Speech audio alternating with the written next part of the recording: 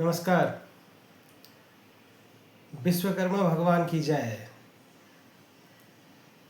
मैं विश्वकर्मा भगवान की जय बोल रहा हूँ, तो निश्चित रूप से मैं जय बोल रहा हूँ।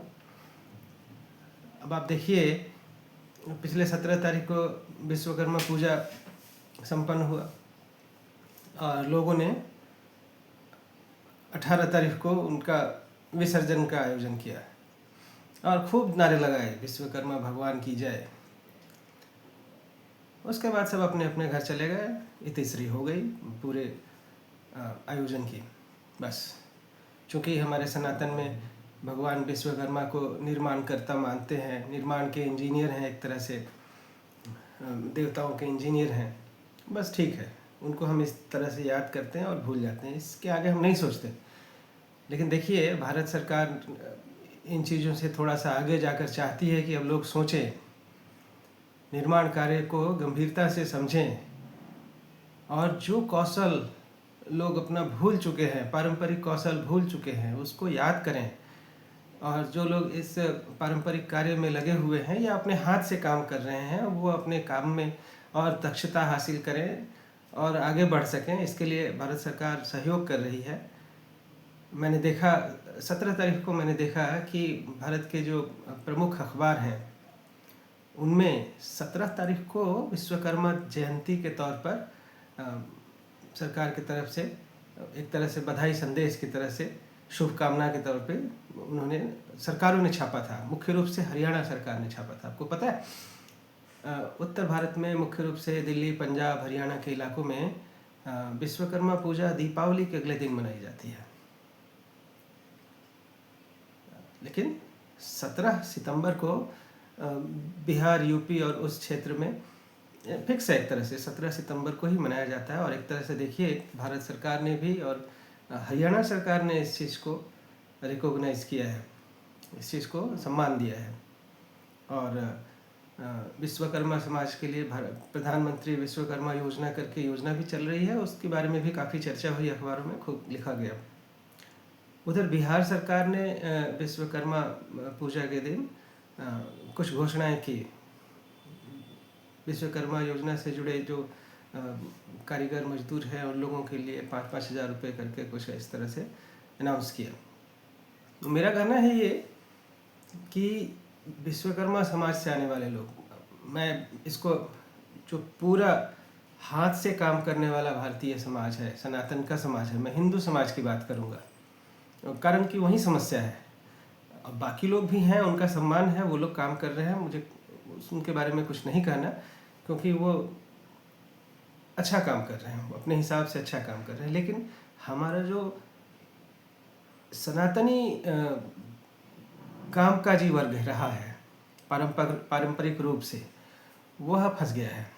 उसकी सोच थोड़ी सी गड़बड़ हो गई है। आज से नहीं, मेरे ख्याल से आज़ादी के बाद से ही 1947 के समय से हम देखें, भारत के संविधान को ही माई बाप मानकर जीने वाले जो लोग हैं, खाली कि भाई जो होगा हमारे जीवन में इसी से होगा और बस, समाज तो कुछ नहीं कर सकता।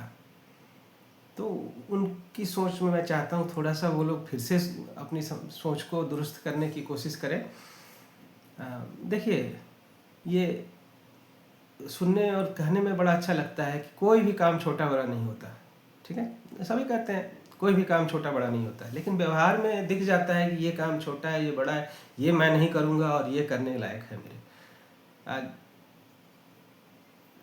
जो एक ठीक ठाक खाते पीते मिडिल क्लास परिवार की हम बात करते हैं, एक बच्चा अगर जन्म लेता है तो उसके माँ बाप कहते हैं कि भाई बच्चा बड़ा होकर इंजीनियर बनेगा, डॉक्टर बनेगा, कलेक्टर बनेगा। यही तो बातें होती हैं। हमारे ज़माने में हमारी नानी कहती थी कलेक्टर बनेंगे, गवर्नर बनेंगे।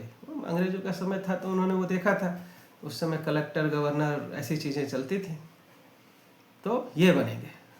इसको लोग इंस्पिरेशन के तौर पे देखते हैं कि बच्चे अच्छा करें जीवन में आगे जाकर, और यही स्थिति है।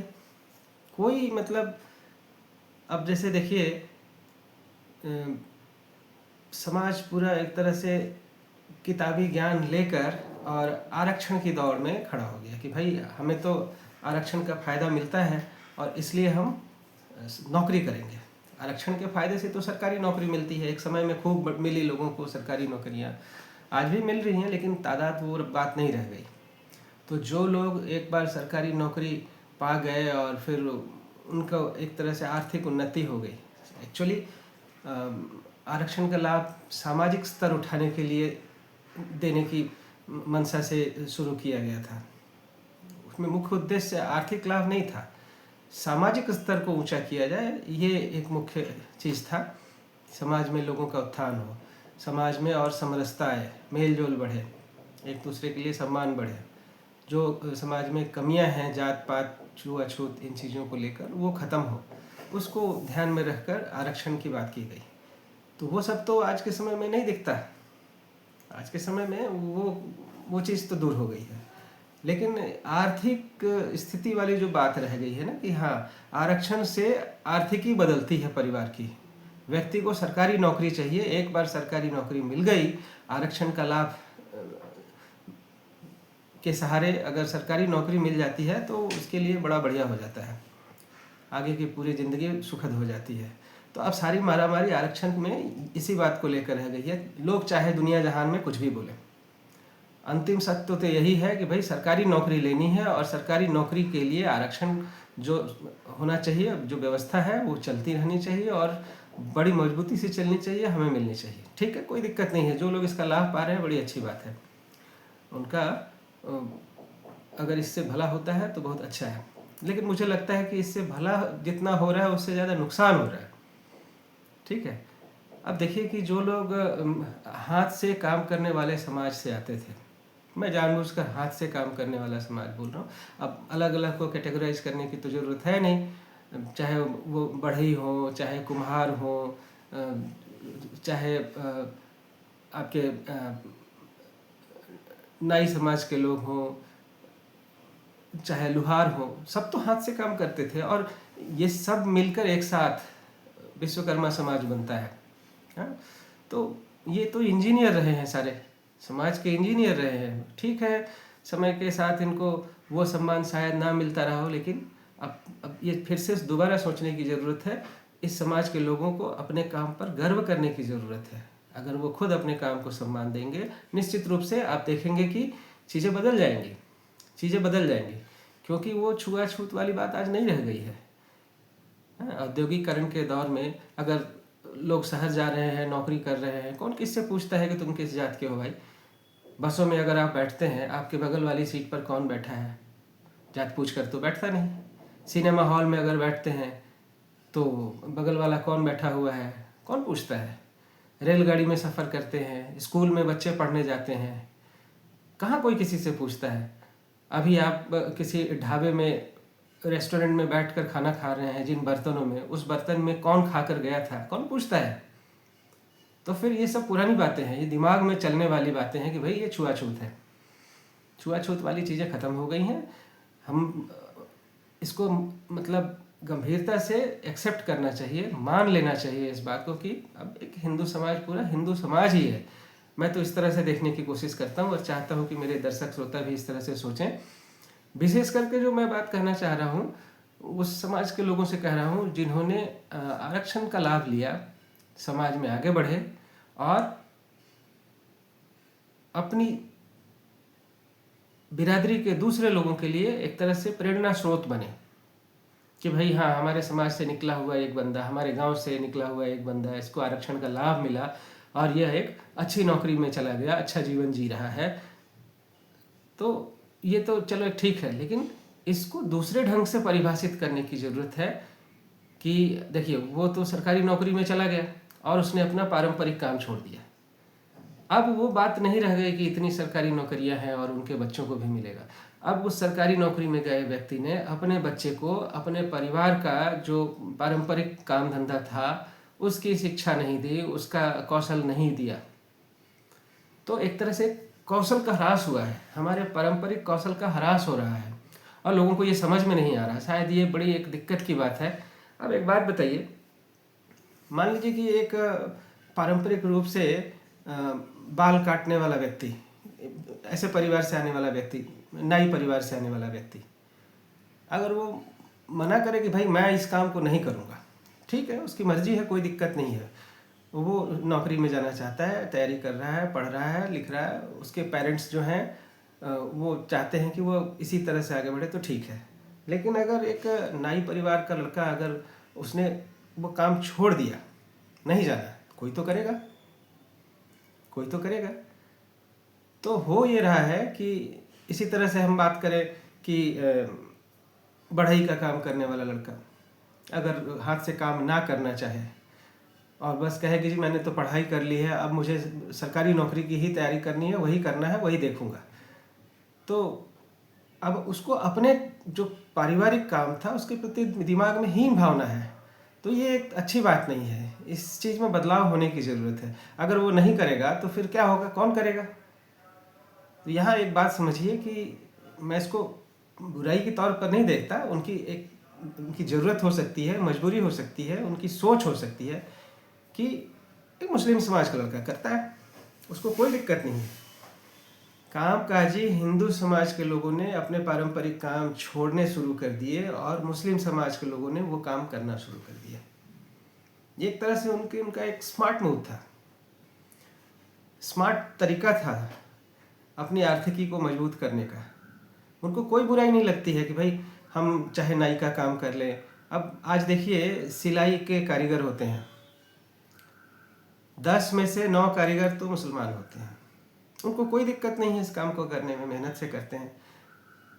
एक समय तक वह सिलाई का काम करते हैं, फिर उनको अगर मौका लगता है तो फिर अपने परिवार के 8-10 लोगों के साथ मिलके एक छोटा सा व्यापार की तरह से उसको बिजनेस के तौर पे खड़ा कर लेते हैं, बिजनेसमैन बन जाते हैं। पहले वो प्रोफेशनल थे, पहले वो कारीगर प्रोफेशनल के तौर पर काम करते हैं और फिर वो बिजनेसमैन बन जाते हैं। एक नाई के तौर पर काम करते हैं, फिर वो अपनी दुकान खोल लेते हैं, 4 बंदे और ले आते हैं और फिर इस तरह से वही बिजनेसमैन बन जाते हैं। क्या बुराई है इसको करने में? शहरों में तो ऐसे ही चल रहा है, पता नहीं गांव का सिस्टम ठीक है, वहाँ जो है वहाँ भी सुधार की ज़रूरत है। लेकिन ये सोच बदलनी चाहिए कि भाई हाथ से काम करने में हीन भावना होती है, ये ऐसी सोच नहीं होनी चाहिए। जो लोग आगे बढ़ गए उनको अपने समाज के लोगों को इस माइंडसेट से निकालने की ज़रूरत है कि जब करेंगे तो सरकारी नौकरी ही करो, यही अच्छा है ना। पारंपरिक काम में आगे बढ़ो, उसको अगले लेवल तक लेकर जाओ, उसमें तरक्की पैदा करो। तो ये वाली चीज़ होनी चाहिए, लोगों को अपने समाज में इस तरह की भावना बढ़ानी चाहिए। तो ये मेरा मानना है। अब आप देखिए, हर फील्ड में यही हो गया है। जो कामकाजी हिंदू समाज हुआ करता था, वो लोग आरक्षण तो ठीक है भाई, मिल गया तो मिल गया, नहीं मिला तो क्या करेंगे, लेकिन उस चीज़ को लेकर अपना काम धंधा छोड़ते जा रहे हैं और मुस्लिम समाज के लोग उस काम धंधे को पकड़ते जा रहे हैं। नाई का काम है जो सैलून्स, आधे से ज़्यादा सैलून्स मुस्लिम समाज के लोग चला रहे हैं। सिलाई का काम मैंने बताया, उसमें 10 में से 9 लोग तो उनके मुस्लिम समाज के लोग ही हैं। इसी तरह से फल बेचने वाले, सब्जी बेचने वाले, लकड़ी का काम करने वाले, फर्नीचर का, टाइल लगाने वाले, पत्थर का काम करने वाले, पेंट का काम करने वाले, दूसरे इस तरह से जितने भी मेहनत मजदूरी करने वाले काम हैं, सब में मुस्लिम समाज के लोग काम कर रहे हैं, खूब अच्छे से काम कर रहे हैं, मेहनत कर रहे हैं, अच्छा पैसा कमा रहे हैं, उनको कोई दिक्कत महसूस नहीं हो रही। तो एक तरह से ये हो रहा है कि हमारा हिंदू समाज अपना पारंपरिक ज्ञान और पारंपरिक काम हीन भावना देखते हुए कि भाई ये तो छोटा काम है, मैं क्यों करूं, मैं तो पढ़ लिख गया, मुझे तो आरक्षण मिल जाएगा और मैं नौकरी करूंगा सरकारी, इस सोच के साथ अपना पारंपरिक काम छोड़ते जा रहे हैं और रोना रोते हैं कि बहुत बेरोजगारी हो गई है, कोई काम धंधा नहीं है, सरकारें काम नहीं करती हैं। अरे भाई, अपने भीतर कमी है ना, अपने भीतर कमी है, सरकार को क्यों दोष देना है? हमें समाज के तौर पर खुद को मजबूत करने की ज़रूरत है। मुस्लिम समाज ने तो अपने समाज को दोष नहीं दिया, आपने काम छोड़ा और आपका काम उन्होंने पकड़ लिया। बहुत मुश्किल हो गया है आज के दौर में कि सिलाई के लाइन में दूसरे लोग काम कर लें। फल और सब्जी बेचने वाले जितने दुकानदार हैं, उसमें से बहुतायत उनकी है, वो अपने समाज के लोगों को आगे बढ़ाते हैं, वो अपने समाज के लोगों को काम धंधे में आगे बढ़ाते हैं। तो ये एक बहुत बड़ा मतलब सोच के लेवल पर हिंदू समाज के लोगों में कमी हो गई है। कोई सोचना ही नहीं चाहता हम क्यों करें, ठीक है बाकी लोग कर लेंगे, नहीं, गलत बात है। इस सोच से आगे बढ़ने की ज़रूरत है। मैं मुस्लिम समाज की बुराई नहीं कर रहा है या उनपे कोई कमी नहीं निकाल रहा हूँ, स्मार्ट है, उनसे हमें सीखने की ज़रूरत है। हम क्यों अपना काम छोड़ रहे हैं, हम अपना पारंपरिक काम क्यों छोड़ रहे हैं? तो जो लोग सक्षम हैं, मैं तो बस उनसे यही गुजारिश करूंगा कि अपने समाज के लोगों को, जो लोग हाथ से काम करते आए हैं जिनके परिवारों में, वो अपने काम धंधों को फिर से सोचें, फिर से उस पर चिंतन करें, सीखें और अपने काम को सम्मान दें। ठीक है, अपने काम को सम्मान दें। देखिए, भारत सरकार तो बड़ी कोशिश कर रही है, मेक इन इंडिया की बात कर रही है, लेकिन अब मेक इन इंडिया में मैन्युफैक्चरिंग सेक्टर में काम कौन करेगा? अगर लोगों के दिमाग में यह बात बैठी रहेगी कि भैया हमें तो सरकारी नौकरी ही करनी है और बस हम अपना पारंपरिक काम जो है, हाथ से जो काम करना होता है, जिसको कहते हैं कि मेहनत से का काम करना होता है, नहीं करेंगे। तो हमारी अपनी सोच के कारण भारत सरकार क्या कर सकती है? वो तो नई नई स्कीम लेकर आ रही है, मेक इन इंडिया के तहत नई नई स्कीम लेकर आ रही है कि भाई हमारे लोग काम करेंगे, चीज़ें बनाएंगे और वो दुनिया के बाज़ारों में बिकेंगे। लेकिन अब हिंदू समाज के लोग अपने सनातन के जो जीने का तरीका था उसको छोड़कर और बस यह रोना रोते रहेंगे कि भैया काम नहीं है, काम नहीं है, बेरोज़गारी बहुत हो गई है। तो ये बहुत ही, मतलब इस सोच को तो मैं अच्छा नहीं मान सकता।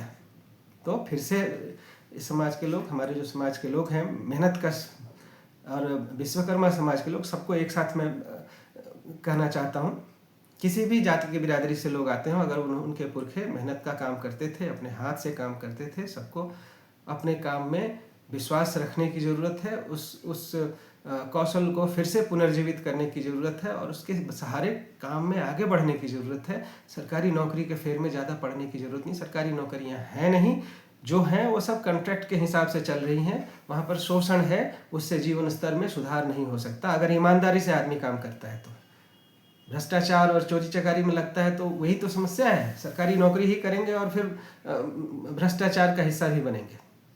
तो ये हमारी सोच में, अपनी सोच में कमी हो गई है। सिर्फ सरकार को हम दोष दें तो ये गलत है।